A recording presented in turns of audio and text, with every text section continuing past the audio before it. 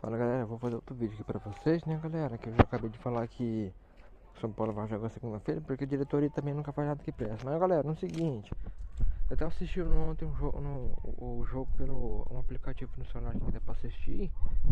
Ontem eu tava pensando, né cara, e ainda até no SBT Esporte lá, né, quer dizer, SBT Arena, quer dizer, o povo falando que o Palmeiras fez a melhor campanha aonde, fi?